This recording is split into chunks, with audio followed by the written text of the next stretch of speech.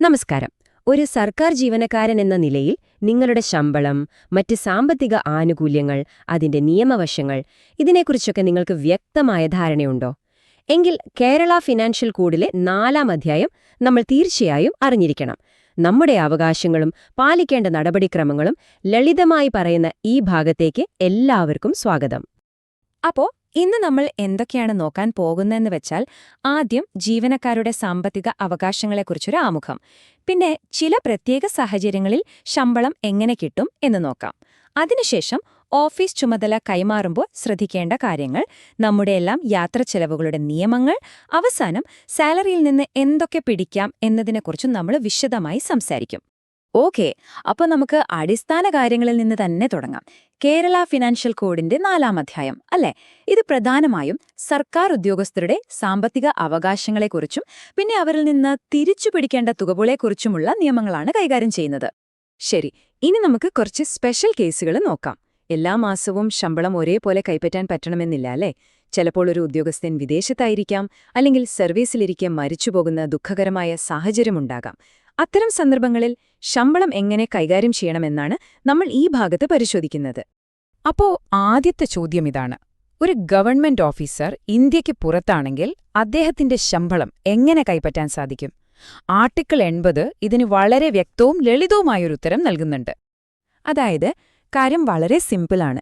ഇന്ത്യക്ക് പുറത്തുള്ള ഒരു ഉദ്യോഗസ്ഥന് ഇന്ത്യയിൽ കിട്ടാനുള്ള ശമ്പളം കൈപ്പറ്റാനുള്ള എല്ലാ ഏർപ്പാടുകളും ചെയ്യേണ്ടത് ആ ഉദ്യോഗസ്ഥന് മാത്രം ഉത്തരവാദിത്തമാണ്.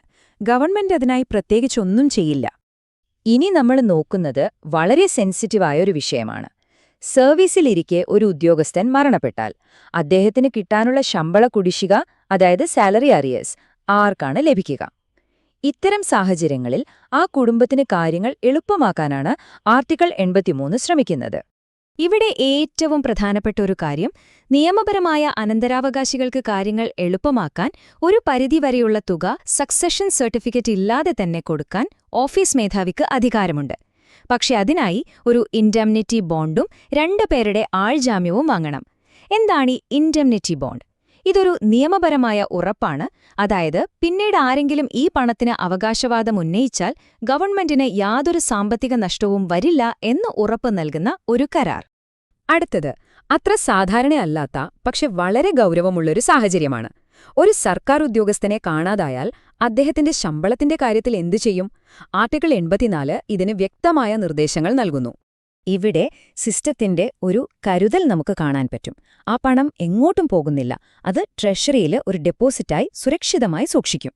ഒന്നുകിൽ ആ ഉദ്യോഗസ്ഥൻ തിരികെ വരണം, അല്ലെങ്കിൽ നിയമപരമായി ഒരു തീരുമാനമാകുന്നതുവരെ അത് അവിടെ തന്നെ ഉണ്ടാവും. ഇത് ആ പണം നഷ്ടപ്പെടാതെ സംരക്ഷിക്കുന്നു.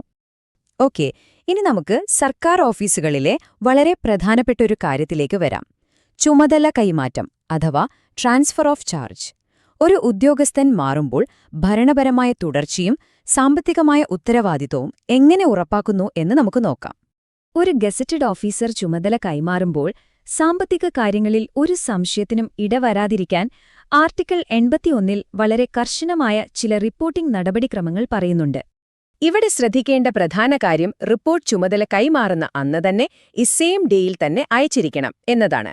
ചുമതല ഏൽക്കുന്ന ആളും ഒഴിയുന്ന ആളും ഒപ്പിട്ട് അതിന്റെ കോപ്പികൾ അക്കൗണ്ടന്റ് ജനറലിനും കൺട്രോളിംഗ് ഓഫീസർക്കും ട്രഷറികൾക്കും അയക്കണം. ഇത് സാമ്പത്തിക കാര്യങ്ങളിൽ യാതൊരു അവ്യക്തതയും ഉണ്ടാകുന്നത് തടയുന്നു. ഇനി ആർട്ടിക്കിൾ 82. ഇതൊരു തട്ടിപ്പ് തടയാനുള്ള ഒരു മാർഗമാണ് എന്ന് പറയാം.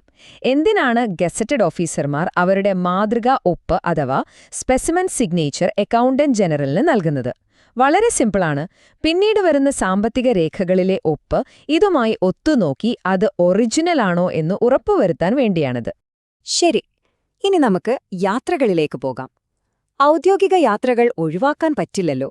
അപ്പോ അതിന്റെ ബില്ലുകൾ, വാറന്റുകൾ, അഡ്വാൻസുകൾ ഇതൊക്കെ എങ്ങനെയാണ് കൃത്യമായി കൈകാര്യം ചെയ്യുന്നത് എന്ന് നോക്കാം. ഏതൊരു ഔദ്യോഗിക യാത്ര കഴിഞ്ഞാലും നമുക്ക് ചിലവായ പൈസ തിരികെ കിട്ടണമെങ്കിൽ ട്രാവലിംഗ് അലവൻസ് ബിൽ അഥവാ TA ബിൽ കൊടുക്കണം. ഇത് എങ്ങനെ തയ്യാറാക്കണം, ആരാണ് ഇതിൽ മേലപ്പുവെക്കേണ്ടത് എന്നൊക്കെയാണ് ആർട്ടിക്കിൾ 85 വിശദീകരിക്കുന്നത്. ഇതാണ് യാത്രാഭത്ത ക്ലെയിം ചെയ്യുന്നതിന്റെ അടിസ്ഥാനം. അടുത്തത് റെയിൽവേ വാറന്റ്. ഇത് ശരിക്കും പറഞ്ഞാൽ ഒരു തരം ക്രെഡിറ്റ് നോട്ട് പോലെയാണ്, പക്ഷേ ട്രെയിൻ യാത്രയ്ക്ക് മാത്രം. അതായത് ഉദ്യോഗസ്ഥൻ കയ്യിൽ നിന്ന് പണം കൊടുക്കണ്ട. ഈ വാറന്റ് കൊടുത്താൽ റെയിൽവേ ടിക്കറ്റ് തരും. പണം പിന്നീട് ഡിപ്പാർട്ട്മെന്റ് നേരിട്ട് റെയിൽവേക്ക് അടച്ചോളും. സിമ്പിളല്ലേ? ഇതേ സൗകര്യം റോഡ് യാത്രയ്ക്കുമുണ്ട്. അതാണ് മോട്ടോ വാറന്റ്. KSRTC പോലുള്ള അംഗീകൃത സർവീസുകളിൽ യാത്ര ചെയ്യാൻ ഇതുപയോഗിക്കാം. പ്രത്യേകിച്ച് എക്സൈസ് ഡിപ്പാർട്ട്മെന്റ് പോലെ ഒരുപാട് ഫീൽഡ് വർക്ക് ഉള്ളവർക്ക് ഇത് വലിയൊരു സഹായമാണ്. ഇനി ഒരു ടൂറിന് പോകുന്നതിന് മുൻപ് തന്നെ വലിയൊരു തുക സ്വന്തം പോക്കറ്റിൽ നിന്ന് എടുക്കേണ്ടി വന്നാൽ ബുദ്ധിമുട്ടല്ലേ? അതൊഴിവാക്കാനാണ് അഡ്വാൻസ് എടുക്കാനുള്ള ഈ സൗകര്യം.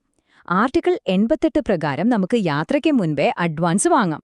യാത്ര കഴിഞ്ഞ് ഫൈനൽ TA ബിൽ കൊടുക്കുമ്പോൾ ഈ തുക അഡ്ജസ്റ്റ് ചെയ്യും. ഓക്കെ, നമ്മൾ അവസാന ഭാഗത്തേക്കെത്തി.